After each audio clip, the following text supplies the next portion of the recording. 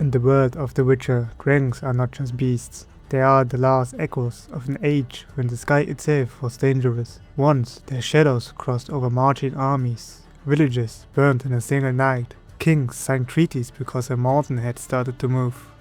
But by the time the northern kingdoms tear each other apart in war, dragons are already half legend. Most have been hunted down. Their bones lie in forgotten ravines. Their names survive only in songs, half remembered by old bards with bad memories. People still blame a dragon when something is burned beyond recognition, but most of the time the real culprit is greed, steel or stupidity. And yet, not all of them are gone.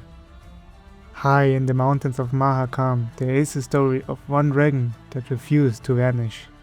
A red dragon nesting in the rock above the dwarven halls. Older than the crowns that rule the north, fire in her lungs, stone in her scales. Powerful enough to turn a fortress into ash with a single pass. And, according to those who still dare to speak of such things, the last red dragon anyone has ever seen in either the Northern Kingdoms or the Nilfgaardian Empire. Her name is Keltullis. In this video we'll look at who and what Keltullis really is, the centuries-long pact she forges with the dwarves of Mahakam, the betrayal that turns her from a tolerated neighbor into a living catastrophe, and the choice her fate forces on those who cross her path. A choice between survival, conscience, and the question of whether the continent has any room left for creatures like her at all. To understand why Keltullis matters, you have to understand what dragons are in Witcher lore. They are not mindless monsters. They are ancient, thinking beings. Predators, yes, but also observers, schemers, sometimes silent witnesses to the rise and fall of kingdoms. Most people will never see one in their lifetime. Most rulers die without ever knowing for sure if dragons still exist. Golden dragons feel almost mythical. Others hide behind illusions and human forms. Red dragons stand somewhere between those extremes. Not divine, but rare enough that a single one can define an entire region. By the time Keltullis settles in Mahakam, most red dragons are believed to be dead. She's not a rumor, not a campfire story. She is one of the last undeniable proofs that the age of dragons isn't completely over, yet. Keltullis makes her home in the mountains of Mahakam. According to the Dwarves of the Ferenc clan, she has been there for a very long time. When she first took roost, they did what Dwarves and dragons usually do. They fought. For years, maybe decades, the Ferenc Dwarves tried to drive her away. They failed. She was too strong, too stubborn, and clearly not planning to leave. Eventually, both sides grew tired of the constant bloodshed. So, they did something unusual. They made a deal. The arrangement was simple. Keltullis will stop attacking dwarven caravans and villages. In return, the Ferenc clan will bring her what she needed on a regular basis. Tribute in the form of livestock, gold and supplies. No more ambushes, no more burned outposts, just a big, extremely dangerous neighbor who agreed to stay in her lair as long as the deliveries kept coming. Different sources disagree on the exact time span, but in every version it lasts for generations. The Dwarves talk about living in peace with the dragon for almost 300 years. Long enough that people start thinking of Keltullis as an active threat and start thinking of her as part of the landscape. A fire-breathing natural disaster that can be kept asleep with the right offerings. Peace with a dragon sounds like a miracle, but it comes with a cost. Even a calm dragon is still a dragon. The Ferenc clan has to keep sending tribute, year after year, century after century, and eventually, someone does the math. At some point, Keltullis lays eggs. If they hatch, one red dragon becomes several. More mouths to feed, more tribute, more risk. The dwarves panic. Instead of renegotiating the pact, they decide to end it on their own terms. They do two things. First, they poison the tribute, lacing the food they bring her so that it slowly weakens the dragon instead of nourishing her. Second, they break into her nesting grounds and smash her eggs. Not in open battle, not in a fair fight, but quietly where she trusts them enough to let them near. It's one of the most brutal betrayals in the entire Witcher universe.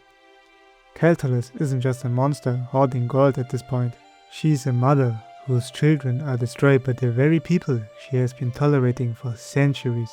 And she reacts exactly like a dragon world, with fire.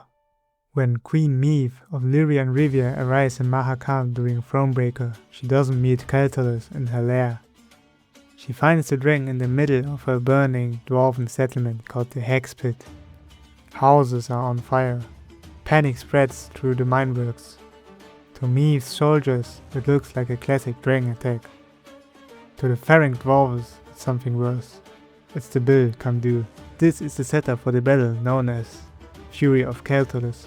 With Sir Ike of Denethor, the fanatical knight who loves killing monsters, is threatened with Meve at this point. He charges the dragon on sight, desperate for glory. Meve can decide whether to ride with him into the fight or let him face the dragon alone. Either way, the encounter shows Keltullis at her most terrifying. In gameplay terms, it's a unique fight built around her power and rage. In narrative terms, it's the eruption of everything that's been stewing under Mahakam for decades. A clan that thought it could manage a dragon the way you manage a mine. A dragon that endured generations of tribute, only to be betrayed the moment she became a mother. The Hex Pit goes up in flames. And even if Meve's army manages to drive Keltullis off, the story doesn't treat it as a clear victory. It feels like surviving an earthquake. You pushed through it, but the damage is already done. After the battle at the Hex Pit, Keltullis doesn't simply vanish. Later, Meve has the chance to track her down to her lair.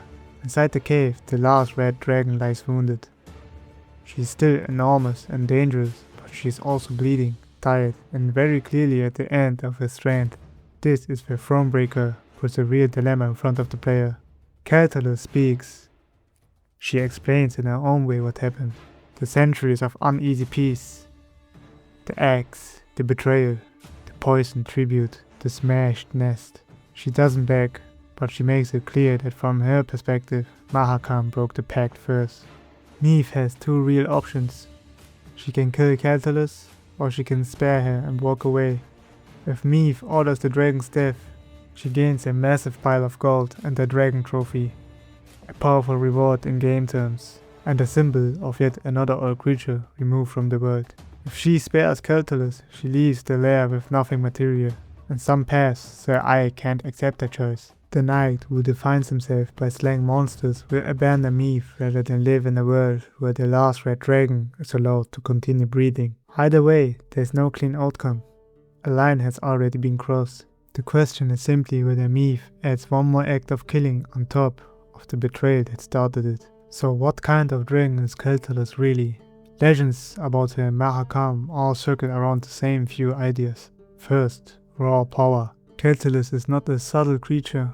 When she finally moves against the dwarves, she does it the way a red dragon does everything. Openly, with fire and weight and terror. A single pass over the Hex Pit is enough to melt stone, snap wooden walkways and turn mineshafts into chimneys. Second, memory.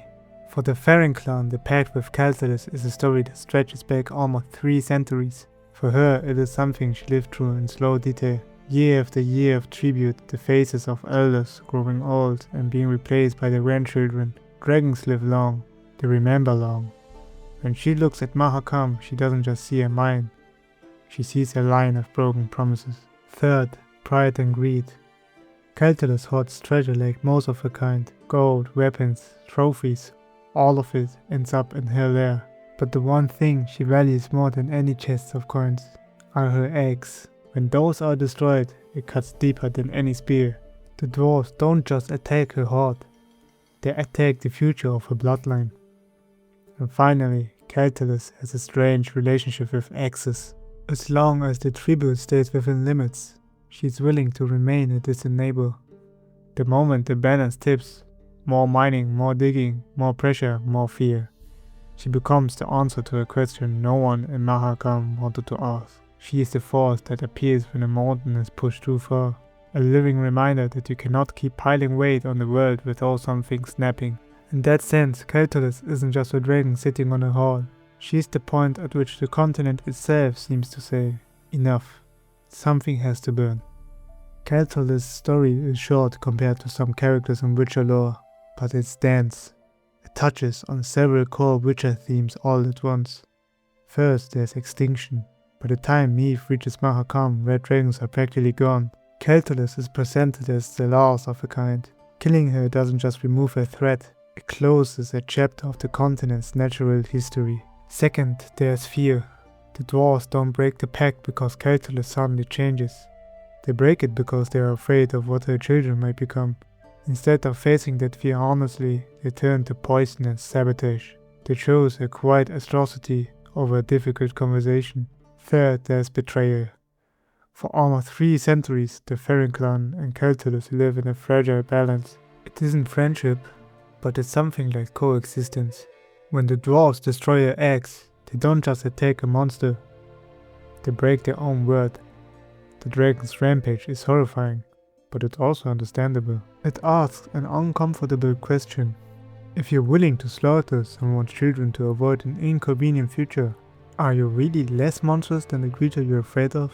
Keltullis isn't as famous as villain Thronebreaker or as central to the main Witcher saga as Saskia, but in many ways she's one of the purest examples of what dragons represent in this world.